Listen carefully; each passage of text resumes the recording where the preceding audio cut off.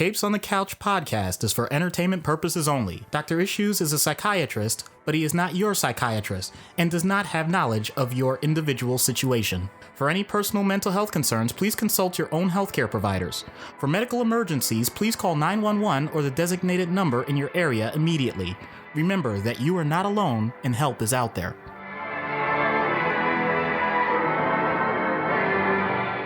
Hello and welcome back to Capes on the Couch for Comics Get Counseling. I'm Anthony Sitko. And I am a very thankful Dr. Issues. Yes, before we get into the formal meat and potatoes of the episode, again, thank you to everyone who reached out to us through social media or our Discord channel for all your kind words and thoughts about Doc's mother. She was a wonderful woman, and she will definitely be missed. Yeah, and I have to admit, mainly because of her diagnosis, this wasn't a surprise. So if anyone's thinking that this was a shock to me or anything like that, that's not the case. It's just that grief takes all sorts of different forms. And in this case, it was more making sure that I could honor her as best I could. And everyone around me gave me the space that they know I needed, but also the love that I feel is better than I deserve. But that's the way I've always looked at things. I'm just so glad that, especially in this space, people truly seem to understand, when someone goes through this. And I've had some people I've been able to talk to, and to be honest, for the past week and a half, I've been chopping at the bit to get back to this. So thank you, and let's get the show on the road. Yes, yeah, we're both sad as we were, and grieving though we may be, we're certainly not going to give up on this. So we've both been looking forward to this. Absolutely. So also we have a brand new patron, Austin. Thank you very much for the support. Your stickers are in the mail, and you have definitely gotten them by this point, or I hope you've gotten them by this point. And so if you want to be awesome like Austin, you can go to our Patreon and support the show. It's patreon.com/capesonthecouch. We'll have links in the show notes at the bottom. You can find it on our website.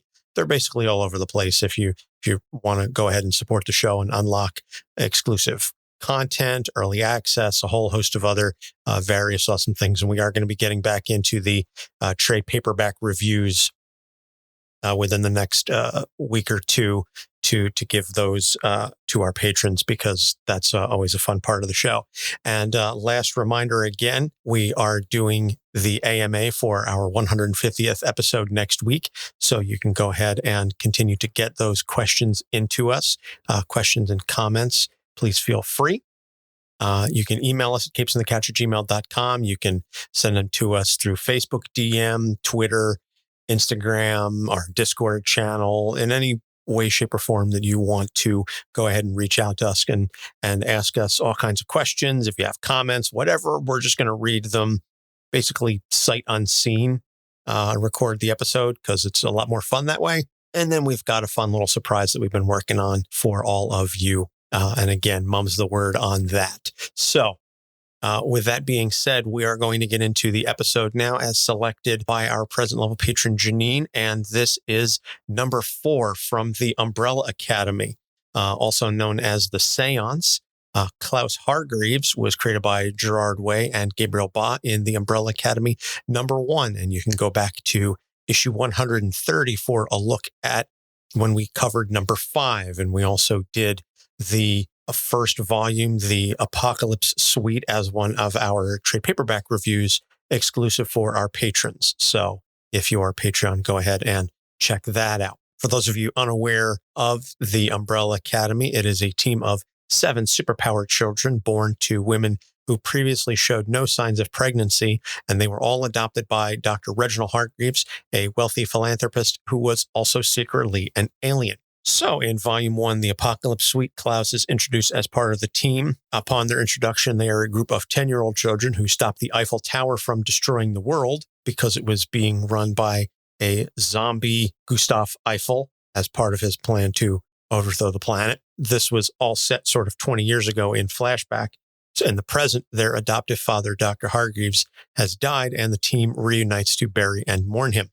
So their adoptive sister, Vanya, long thought to be the only non-powered member of the team, turns out to actually be the most powerful, and she undergoes surgery to enhance her powers of weaponizing sound, calling herself the White Violin. So the team bands together to stop her, and Klaus channels Dr. Hargreeves and Igor Stravinsky as part of the plan to stop her before using his telekinetic ability to stop pieces of the moon from slamming into the earth, because his abilities include speaking with the dead. He can actually sort of become the dead. It takes a lot out of him, but he can do that. And he has the ability of telekinesis. So it's kind of an interesting grab bag of superpowers. The whole talking with the dead thing is definitely going to come into play later on in terms of the issues, but it's not a very common superpower. Telekinesis is one of, I don't want to say it's common, but it's definitely much more understood. Communicating with the dead is not a popular superpower. Yeah, but I mean, didn't you see the movie The Sixth Sense? I did. So there you go. See, it's true. So in volume number 2, Dallas, Klaus is captured by agents from the Temps Aeternalis, which is an organization overseeing time travel. They do not have Ms. Minutes, so that's a point against them. In an attempt to find his brother number 5, and he ends up murdered by the agents. He doesn't stay dead, however. He returns to possess the agents and kill them in revenge because God kicks him out of heaven. So he, Spaceboy, and the Kraken, who are other siblings/teammates of his, all travel back in time to Vietnam to stop number 5 from assassinating JFK and irrevocably altering history. But then they have to stop the agents from also killing number 5. And that volume is very number 5 focused. So you can go back and listen to episode 130 for further discussion on that. So in volume 3, Hotel Oblivion, which we had not read at the time recording number 5, since gone back and read that now. And it's a good thing we did, because volume 3, Hotel Oblivion, is very Klaus focused. He's not the main part of it, but he's got a major subplot running throughout the book. So he is essentially a junkie being pimped out by a biker gang, and they use his ability to scam people into talking to their deceased relatives about hidden money, and then the gang leaders dig it up or otherwise find it. So Klaus turns on the abusers and then joins his siblings in battling villains that escaped from an interdimensional prison that was built by their father. And the volume ends with the team encountering the Sparrow Academy, a rival group of similarly powered siblings. Because what I neglected to mention during the intro is that the Umbrella Academy is a team of 7 superpowered children born to women who previously showed no signs of pregnancy. There were 43 babies born that day at the exact same date and time. So Dr. Hargreeves only adopted 7 of them. So there's 36 still floating out there theoretically. And so this Sparrow Academy is made up of several of those children. So we're going to get into the issues now. And the theme is detachment, both from the living and the dead. And so the first issue that Janine wants us to talk about is the fact that he is a living person surrounded by dead people. Now, naturally, he can see and experience the living. He doesn't live on the other side, so to speak, but he does regularly encounter the people that have passed on, including his own adoptive father, among others. And that causes him quite a bit of strife, shall we say. Yeah. Imagine the idea that even when you think things are over, they can just continue ad infinitum. Human beings naturally look for patterns, and the idea that something is born, lives its life, and dies is the most reliable pattern I can think of when it comes to our existence. Having said that, most of us, I would wager, are really focused on the first 2 parts, and especially over the course of time with most modern societies, because I realize this is way different depending on what generation you talk to about it, especially in westernized cultures. Death is that thing that happens. It's not something that clearly you don't look forward to it, but also you only deal with it when you absolutely have to. And even then, it's only for the shortest period of time, and you just move on as quick as you can. And that's that. And everybody gets to say their goodbyes. Everybody gets to do whatever tradition that they do. And, there's not much more to it. That's the general zeitgeist in modern society, for many societies, not all of them. Well, imagine if that's inverted. Imagine if for whatever reason, be it just bad circumstances, you are a soldier, you happen to be in a troop that gets almost completely wiped out, or your job, you're a mortician, you're a pathologist, you're, someone that has to see people at their last breaths or afterwards and everything afterwards. You work for hospice, you're palliative care where a person isn't necessarily dying, but you know that the reason why you're providing this care is so that ultimately they're able to have smooth transitions from their life. All of these things, if taken as the majority of what you experience, can truly distort what your values are. And I apologize for using the term distort. I don't necessarily mean it can be a bad thing. There are plenty of people that point out that it's incredibly fulfilling and rewarding depending on what they're doing. But I'm also willing to point out that there are many people, let's be real people, there's not really many ways I can couch these things, so I'll just keep that in mind. Someone who has gone through many pregnancies, miscarriages, someone who is, and this still exists, if there's a death penalty, then someone is making those final arrangements and dealing with that regularly. If you're a priest, if you're giving the eulogy, hopefully it's something that you're comfortable with. But I've actually had the opportunity, with someone as a patient that pointed out, it's not that everyone has everything together all the time when it comes to death, because we're all trying to struggle with something that we, let's just be real, haven't truly experienced. And it becomes incredibly nebulous, which means that spirituality takes a huge role in it, but also potentially avoidance can take a huge role as I set this up. Now, put all of that together and recognize that number 4 didn't have a choice in any of this. He doesn't get to choose his career about dealing with the dead. He doesn't get to choose how those things happen per se until he learns what his powers really could do. He's just dealing with this from the start. And without the maturity, because children and death is always something that's important because of permanency and things that they may not have, having those things altered at a young age can really impact what you value in terms of all the other aspects of life. So I don't envy someone like 4 if this is their lot in life, because it's pretty clear that he didn't get a choice in his lot in death. Yeah. And, it's also interesting. I just have to note that the character selection that we're going over at this point, sort of as the first episode back from our hiatus, given the reason for the hiatus, this is both timely and eerily prescient, so to speak. We kind of had this one ready to go. This one was lined up because we've been pushing back the Echo episode because we're still working on trying to find a deaf podcaster to speak to. So I was like, we'll do number 4. And then the news hits. So all of this discussion of death and coping with death is just really front of mind as of late. And to say nothing of obviously the impact of everything else going on in the world, over in Europe and everything even just going on here in the States with COVID, just the idea of how we individually and culturally address people dying, both others and, the idea of our own mortality has really come to the forefront of conversation over the last couple of years. Like I said, even more so now. Yeah. With us. I just thought of this. Otherwise, I would have been more direct about it. So based on a different podcast that I listened to, a nurse works in the ICU and has been doing some writing for the sake of dealing with her PTSD from the fact that the majority of the people for the past 2 years that she's seen have died, which is pretty much the opposite of what most ICU people. Of course, there's going to be death, but the sheer volume and frequency was absolutely overwhelming.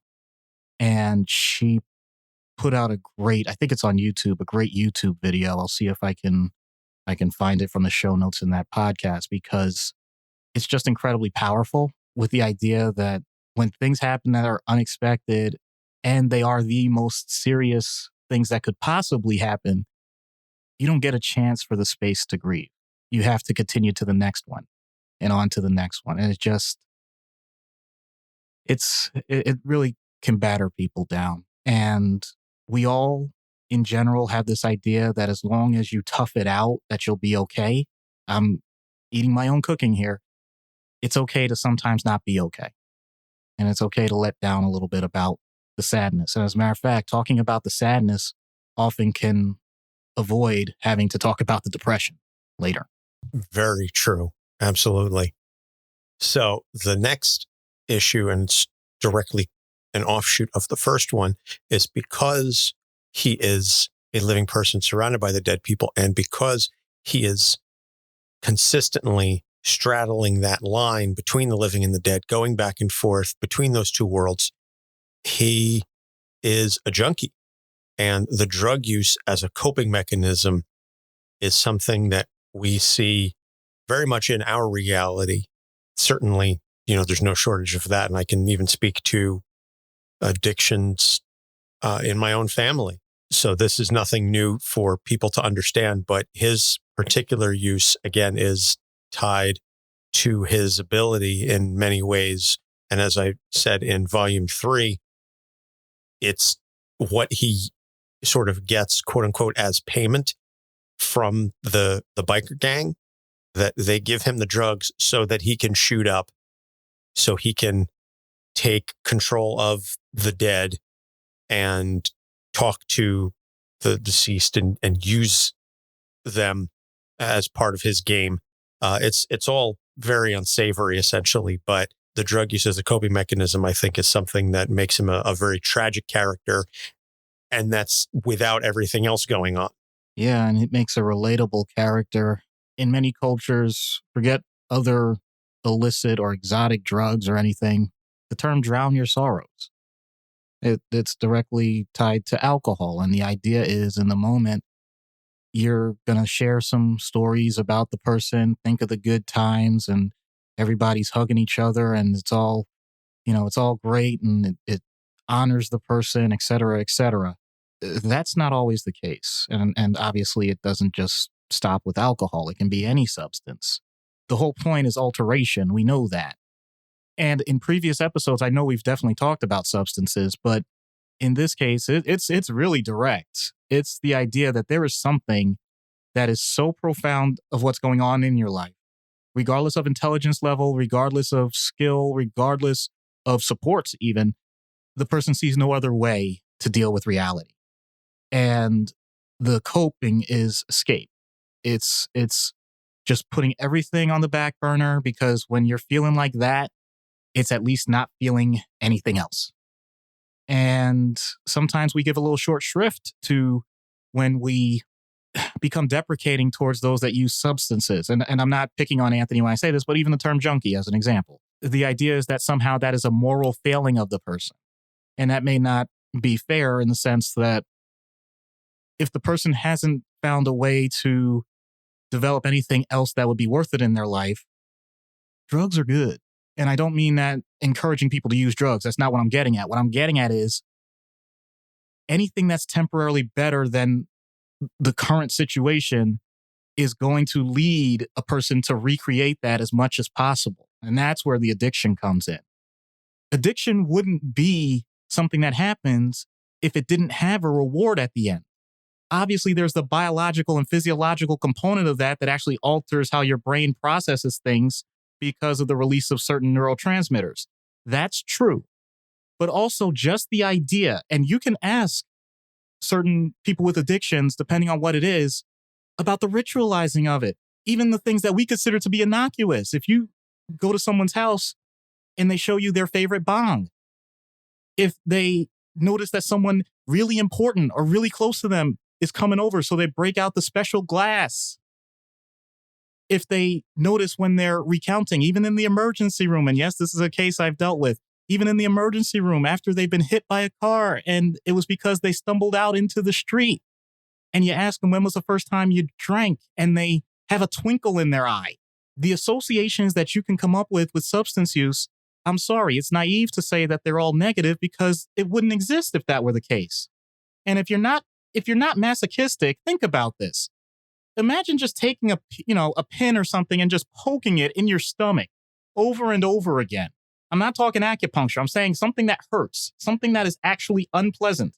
And I'm not trying to create, cutting behavior. I'm just saying, if you do that and you're not getting any joy from it, what's the first thing you're going to do? You're going to stop. We know that there are long-term consequences to the substance use, but the short-term gain is just so motivating. Especially, and this is another big point that sometimes we gloss over, the trigger that leads to the substance use is never going to go away. If there is a circumstance that you are going to deal with the rest of your life, and that reality is so painful that you're looking to do anything to escape it, then it doesn't matter what I say as a professional. It doesn't matter what a peer counselor says. It doesn't matter what family says. You have your answer. And I know this is a trope, it's not always true, but until you find whatever it is that's painful enough that is making this worse than the other experience, then the addiction is going to live on until you die. Very well stated. And it's interesting. I'd never considered that notion that if there wasn't any positive to substance abuse, then it would not happen. I mean, obviously, yes, culturally, we say don't do drugs and things of that nature, but we also but you also say you pop bottles. You make sure, I was going to say we dignify certain substances and the overuse of some of them until it reaches a point where it becomes too painful. But we say, oh, we're going to go out this weekend. We're going to bar crawl. Yep. Oh, we're going to go out this weekend. We're going to get hammered. Yep. We're going to go Hooray, drink ourselves. Touch fuzzy, get dizzy. Yeah. How many bachelorettes and bachelor parties are centered around this idea? Yeah. And it's never, hey, we're going to go out to 7 locations and we're going to pop tabs at each of them. Yeah. It's never, hey, we're all going to go out and, we're going to celebrate Dave's turning 30. We're all going to shoot black tar heroin in his honor. That's never the choice that's made. But certain actions are considered okay, even though theoretically there is negative outcomes. So it's just interesting, the perception for some substances versus others. So the last issue, and this one's a little bit more nebulous and certainly more specific to, I guess, the Umbrella Academy, is the relationship with the siblings is constantly strained, both by Klaus's own actions and those of the team. But he is always considered one of the more quote unquote loyal members of the team. I mean, I think the most loyal would have to be Spaceboy. Spaceboy and Kraken are definitely number 1 and 2. But even Klaus is there. And even with all of the stuff that he goes through, even with everything he's going through, especially, throughout volume 3 with the junkies and the biker gangs and everything, he still shows up to help the team battle the escapees from the hotel. So it's very interesting that despite all of the stuff that they've gone through and all of the copious amounts of hangups that they all have, understandably so, that he still continues to fight with and for them. And I think that's very noble of him, again, in light of everything else that's gone on. So I think there's a spectrum here when it comes to human existence. Family are the people that are around you because you were born. And friends are the family that you get to choose. The main point that I want to make with this particular topic is just how much do you consider the fact that family is something that was out of your control? If someone says to you, okay, for the rest of your life, you are going to be affiliated with this certain group of people, the people that made you, the people that they made along with you, and anybody that has any other relation to those people and how they were made and all that stuff. That's the lottery side of it. Now, if you think you won the lottery, then congratulations. You can get along swimmingly. Things will go well. You do things together. It's all hunky-dory. Amazing. And I'm not downplaying that. That's a wonderful thing. And for those of you that have that, that's great. Many people don't.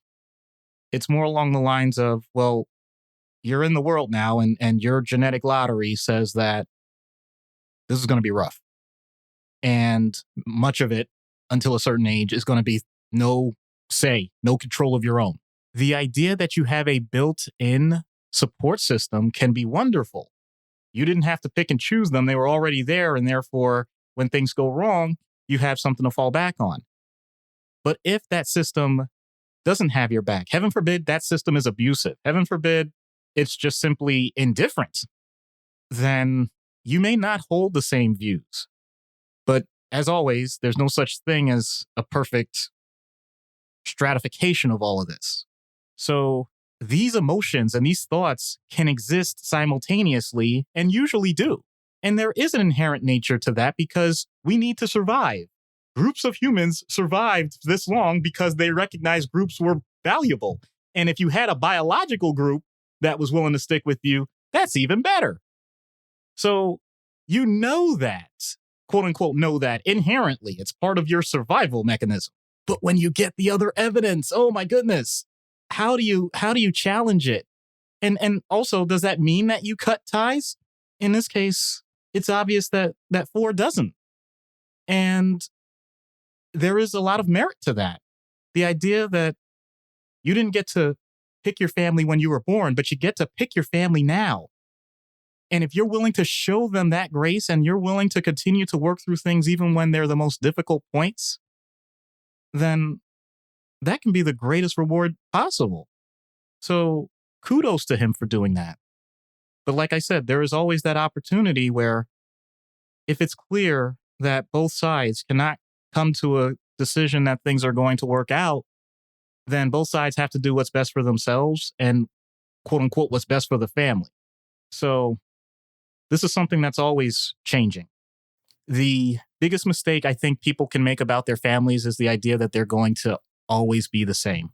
But that doesn't mean that the love itself has to change. Ooh, that is incredibly powerful. And I know that there's a lot of inside stuff coming out there. Yep. And that's all I'm going to say about that.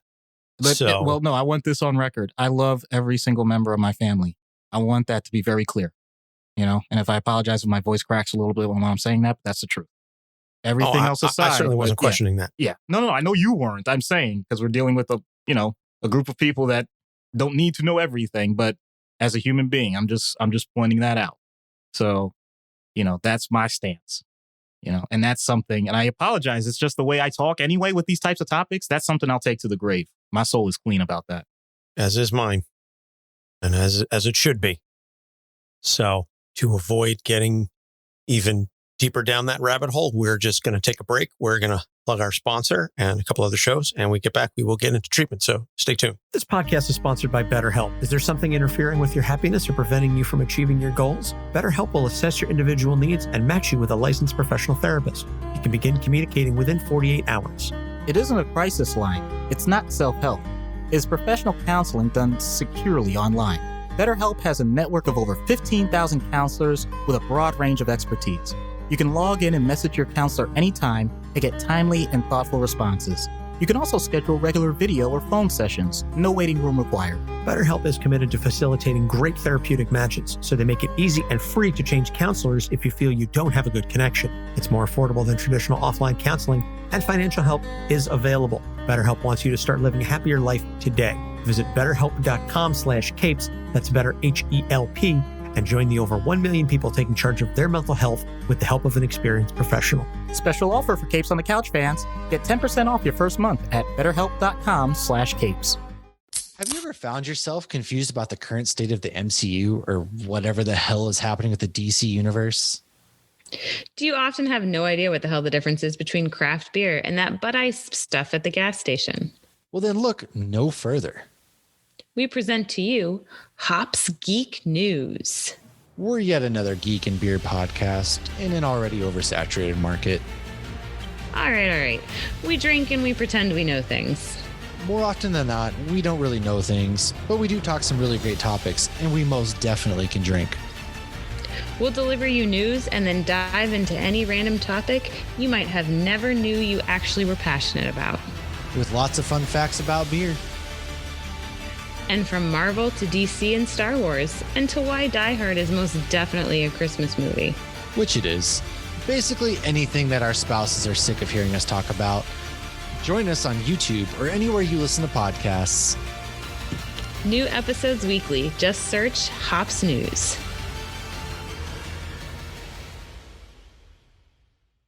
Hi, I'm Gail Simone, and you're listening to Capes on the Couch. And we're back. So treatment in universe for Klaus Hargreeves. I imagine that there's going to have to be some abatement of the substances. There's going to be a lot of discussion involved. I'm very curious to see where all this is going to go, keeping again with the theme of detachment. So the idea that you don't want to deal with death, and yet death follows you no matter what, is pretty darn powerful. And he has abilities related to that. And you gave in the background that he has died before. So let me get this straight. We have a character that died and can talk to the dead. Do you see where I'm going with this? Klaus has an opportunity that none of us will ever get. He gets to talk to himself in a situation that he can know his last moments, and while he doesn't have to agree with what he was thinking at that particular time, he can process it. So much of grief, when we really break it down, is the idea of processing the combination of the enjoyment of a life that hopefully was well lived with the sadness that that person is no longer with us. Now imagine that person can give you the direct feedback. So this is the ultimate introspection. And with someone to guide, like a counselor or doctor, it could be incredibly rewarding. We always talk about the regrets of the dying, and there are many books that go over that. But what if it didn't have to be a stranger? What if it could be you? Can you really picture just how amazing that could be? Scary. Definitely scary. Definitely sad. Potential some anger. But ultimately, it could allow you to rest easy, knowing that you've already rested easy.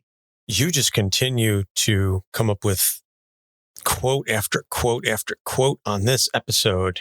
Yeah, it's almost as if I've thought about death for the longest time in my life, even as an adolescent, because I recognize that the permanency of it, and yet the fact that we seem to marginalize so much, indicates that sometimes we need to shock people to their senses and recognize that it's a normal part of life. And therefore, if I make it something that's humanizing, even if it means sometimes morbid gallows humor, that people will actually get the point that life is definitely worth living and you shouldn't shortchange it in any way. Maybe. Yeah, don't know anything about that and the whole notion of being obsessed with death in adolescence. Yeah, I know you do. Cough, cough, ready to die. Yeah, you know. Yep. This episode is just full of real inside baseball here. I wouldn't even say it's inside. I think it's more like, yes, we're human beings, but there's no other way to process death because we don't have other guideposts. We only have ourselves. If we had dead people like Klaus did, maybe we would have a different dynamic. I think that would be really cool in a way.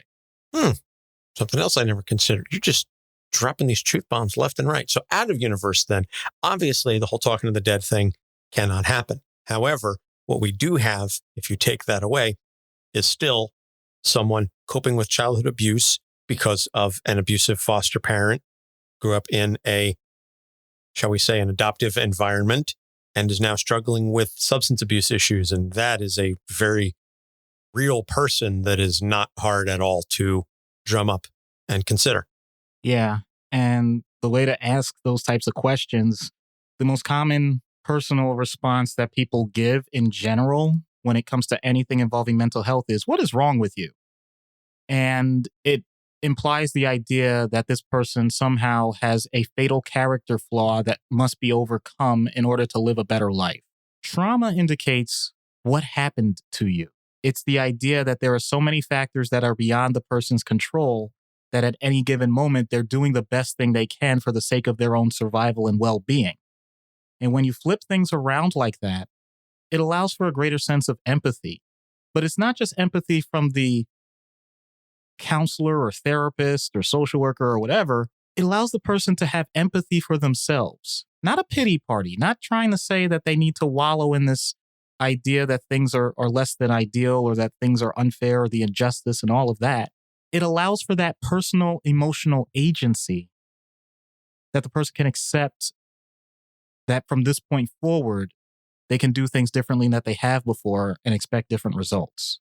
We've talked about why the substances happen. Well, what if I am able to say to that person, you actually have more control over your own mind and your own actions than you think you do. So you don't have to delegate anymore. You don't have to place all of the responsibility on this external substance that is looking to fill that void. If you try and fill that void yourself, then you're going to be able to actually dig yourself out. You're going to actually be able to confront the pain, confront the sadness, confront the anger. And I'm not talking dramatic here. I'm just saying so much of what happens with the combinations of substances and grief and loss and all of those things often has to do, and as well as abuse and that type of trauma, has to do with the locus of pain. And many times people are looking to just literally put that pain in some container that they never have to touch ever again. The problem is the amount of effort and the amount of energy that is necessary to do that can be really overwhelming. Unfortunately, some people go too far the other direction and they look to spread that pain as far and wide as possible, hoping it'll dissipate. Unfortunately, pain is exponential. So in order to combat that, there has to be that middle ground. The idea that, yes, there is going to be a part of that pain that is with you always. But you can use it as a reminder. It's partly a tattoo on your soul. And the good news is you can make it as beautiful, as joyous, as memorializing as you want it to be. You don't have to make it a weapon. And once you get to that point, you might notice that the pain itself is a little less than it was before. Very true. Very true. And I really like what you said about pain being exponential. And, you know, we've said it before on the show, and it's cliche, but it is a truism. Hurt people hurt people. And so we all have to break the cycle in our own lives. Every one of us has been traumatized in some fashion or other, whether it was from our parents or caregivers, whether it was from school environment, whether it's from work environment. In any number of cases, we are all, every single one of us, carrying trauma. And that hurt in some way or another, whether it's surface level or deep down to the very core of us, gets transmitted through all of our interactions. And what is so important and incumbent upon all of us is to be mindful of that trauma, be mindful of that pain that we all carry, and do our level best to ensure that if we carry it, we don't pass it off to others. We've been so focused for the last 2 years on COVID and everything, and masking up and not transmitting to others. And that if you get sick, make sure you isolate so that you don't get other people sick. We need to do the same with pain. We need to do the same with our trauma and ensure that the trauma ends with you.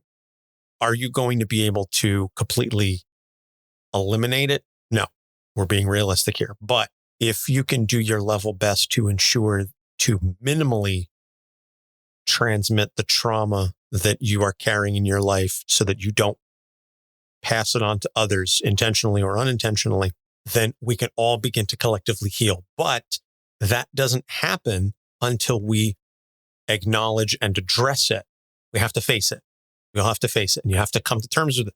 It's not easy, and it's going to require some hard discussions, both internally and perhaps with the people who hurt you. But for somebody like Klaus, who's obviously very much dealing with that trauma, he has to ask himself those hard questions. I don't know that he would, and I certainly wouldn't recommend that if you were the victim of abuse that you go and confront your abuser. I know that's a very popular thing to talk about online. I would not encourage that. And I see Doc shaking his head, so I know he's going to back me up on that. I wouldn't encourage that. I wouldn't encourage that in every case. Some of us have trauma with our family members, but we still have good relationships. And I think if that's the case, then you can say, hey, mom, hey, dad, sister, brother, what have you, like, I still love you, but you did these things that impacted me. I know my sister and I both have had conversations with our parents over the years, especially as of late, about the things that they've done that hurt us. And it's not in a finger pointing, I blame you, you're the reason I am the way I am kind of way. It's just, hey, these were the choices you made as a parent, as a caregiver. And I'm now living with the impact of those choices. And it has caused me pain, strife, what have you. And so this is why I am making these very conscious choices now to not continue to transmit our internal pain onto, our respective children, my son and, my sister's kids and stuff. So like, that's just like a personal thing. And again, I just want to be perfectly clear. I love my parents. We have a great relationship, and they were and continue to be amazing parents. But everybody makes mistakes. Everybody screws up in some fashion. So that it's a long-winded way of saying that we all have to acknowledge and address our own internal pain and ensure that we do not spread that to other people. Having said that, and I suppose it's also appropriate, having said that, we've also established over the last 2 years that there are plenty of people who don't care if they transmit things because it's going to impact their own lives. So they don't care about their actions and the impact on others, as long as it doesn't suppress their wants, needs, desires, whatever. But that's a topic for another podcast. So all of that being said, let's see what happens when we get Klaus Hargreeves on Dr. Issues' couch. Hello, Klaus. I'm Dr. Issues. What's up, Doc? So what can I help you with? I don't know if you can help me. I mean, it's just like not your fault or anything. It's just, I don't even think like a mental health professional can like comprehend what I'm all about. Oh, I'm not pretending to be an expert in everything, but I'm a relatively fast learner. Try me. Okay. Ever been in a war? No. Ever levitated? No, but I've been around some people who can fly. Ever shot up? Can't say that I have. Oh, come on, man. I was giving you an easy one. I work with peer counselors all the time. I'm not going to lie to placate your sensibilities. I know it's not the same thing. Yeah, I'm not really one for those like blank A meetings anyway. Which ones? AA? NA? Yes. I see. It's interesting that you seem most closed off about the substance use when you also mentioned physical conflicts and the supernatural. Oh, no, like I don't hide that either. I'm just so tired of my abilities being used as like a cheap parlor trick or worse yet, a way to scam money out of well-intentioned but clueless people. Indeed. Entertaining a person doesn't garner their attention the same as having a conversation. But the two don't have to be separate.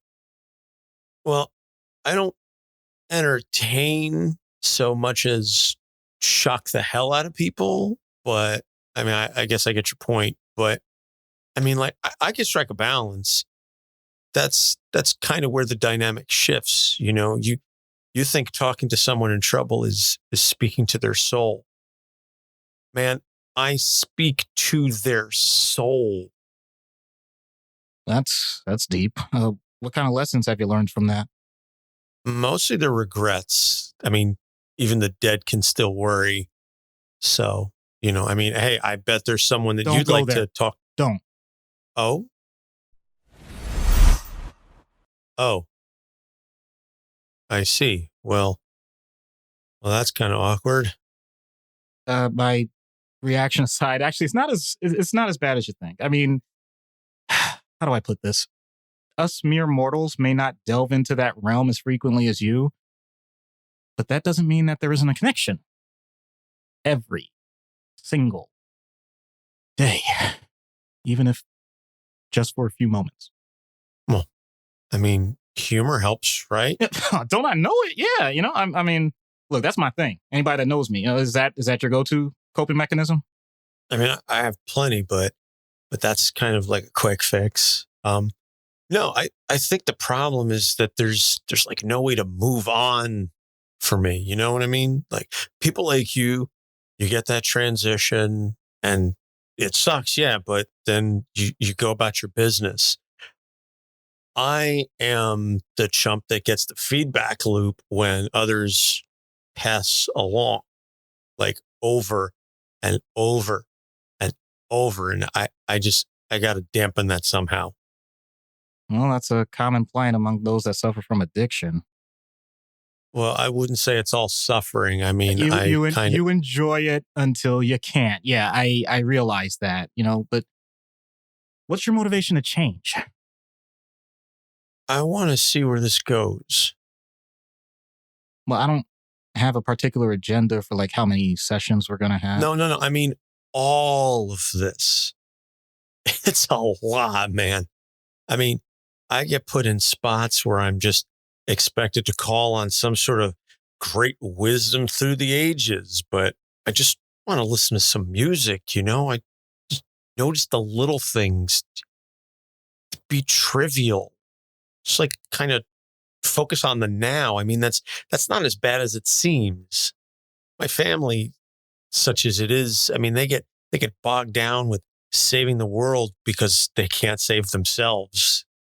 Dad was, for whatever the hell he was, that's kind of what I've learned from the dead. That's more than I care to imagine. I try to put myself in someone else's shoes, but I don't even know where to begin. Yeah, it's a trip. I mean, that's where all the fun stuff comes in, right? I mean, it kind of helps clear my head. I figure if I have to see all kinds of weird stuff, at least it's self-inflicted, right? Well, I can't even ask my usual, like, why the pain, because it's obvious. Maybe a slight tweak. What do you do for yourself? We've been talking about it. No. You were saying it's self-inflicted, as if your whole existence is like this trivial thing that can, you just play with here and there or whatever. Just how important is your life compared to others? What difference does it make about the value of my life? I've come back from the dead at least twice, maybe more, but blackouts are very real. So clearly life and death don't mean a whole hell of a lot to me. And as far as my siblings, I mean, I love them, I guess. I mean, the world would be worse off without them. So you show grace to those you love, but not to yourself, because you have a unique experience that's different from their own, and yet you view your unique experience as negative to your self-worth. Yeah, is that what you're telling me? I don't buy it. Oh no, our experiences are negatives to all of us, every single one. Not one of us is happy for all the stuff that we've been through. My point is just that, like, compared to them, I'm somehow even less well-adjusted. I mean, it is what it is. I'm just calling it like I see it. I'm not looking for pity or anything. That ship sailed a long time ago. Are they the things you tell yourself when you died? Which time? But seriously, like, I'm trying to do the best I can with the cards I've been dealt. Like, okay, are you a poker player? For the sake of rapport, yes. Okay, so like with my whatever I've got a 3-8 offsuit. The flop came down, Men's Warehouse, all faces. I'm looking for a runner and praying to pull trips. That is my daily existence. Do you understand any of that? Yeah, but there's so much more that you're not saying that's vital to the hand. Oh boy, if we're gonna use this metaphor, what's your position at the table? What are the stacks? Your abilities. You have a cheater's edge in your pocket. You know, it sounds like you're worried about what the dealer's gonna think if you use inside information, not to mention the idea that you can influence the interactions around you with the other people. I mean, all this stuff, you put this all together, there's more than basic math that allows you to come out with a fighting chance. You hear me? Fair points, Amarillo Doc.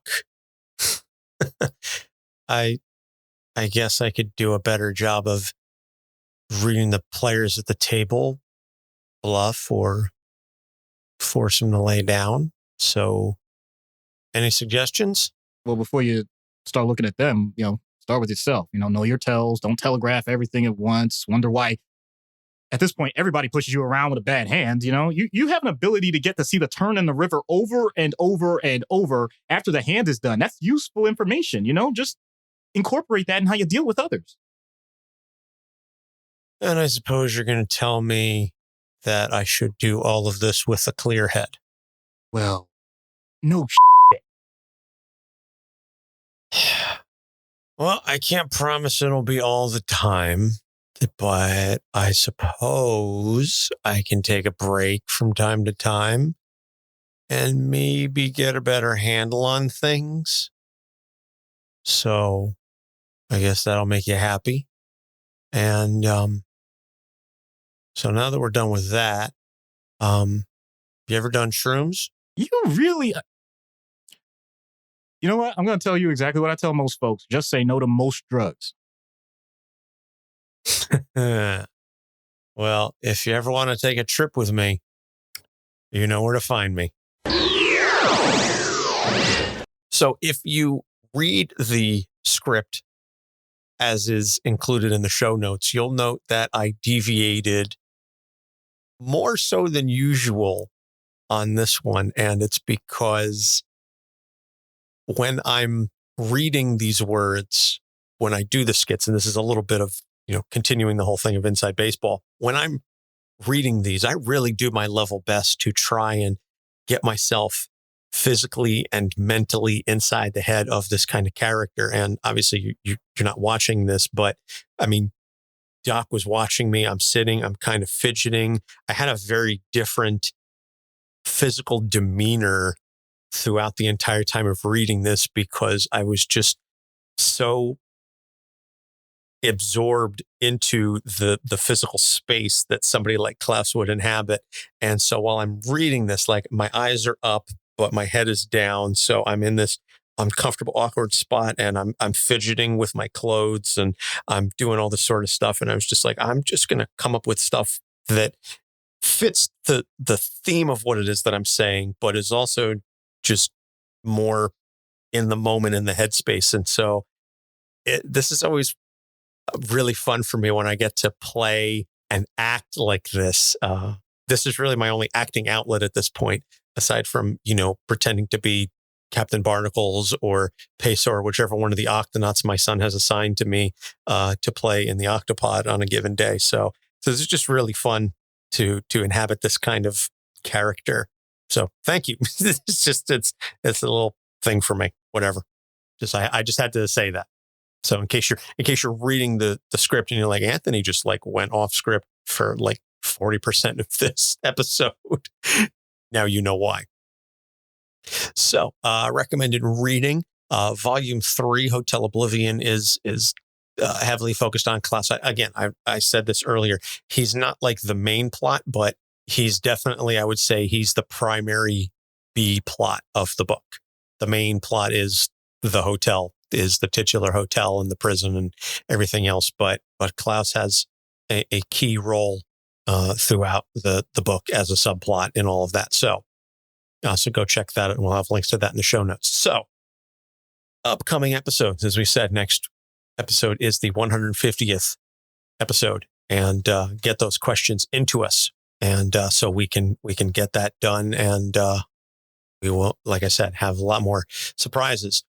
Then following that is something that we had planned for to coincide with the release of the show. And unfortunately, due to the schedule and the hiatus and everything, got pushed back a little bit. But we're going to do something we've never done before, and we're going to do Moon Knight Redux. We're going to do another episode on Moon Knight to tie in with the TV show.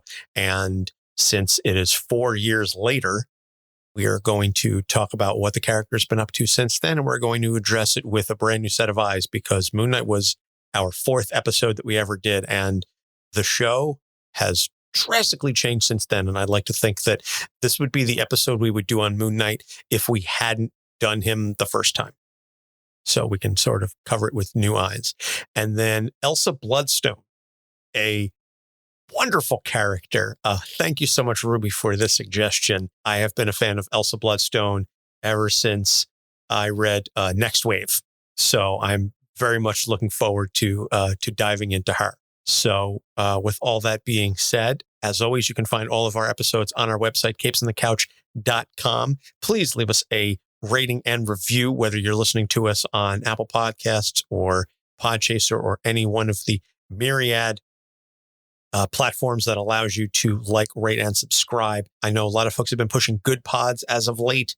That allows you to like, rate, and subscribe shows. So if you're kind of looking for someplace new to listen to podcasts, check us out on Good Pods. And the more folks that listen to us over there and like and rate, and then we'll climb on their lists. It's a whole thing, really, wherever you're comfortable with. And then, as we said at the top of the show, thanks again to Austin, our newest patron. You can go to patreon.com/capesonthecouch and subscribe at the $1, $3, or $5 level and unlock early access, additional content, all kinds of good stuff. And we appreciate, are very grateful for all of our fans. And again, thank you to everybody for your patience and understanding over the course of the hiatus. I've rambled on long enough. Doc, any last words? So there was a person named Klaus that was known to be a gift giver, but in this case, I think we can say that this Klaus was dealing with some hard grief. Ooh, well stated. So for Doc Issues, I'm Anthony Sitko. Thank you for listening. We'll see you next week. Capes on the Couch podcast is for entertainment purposes only. Dr. Issues is a psychiatrist, but he is not your psychiatrist and does not have knowledge of your individual situation. For any personal mental health concerns, please consult your own healthcare providers. For medical emergencies, please call 911 or the designated number in your area immediately. Remember that you are not alone and help is out there.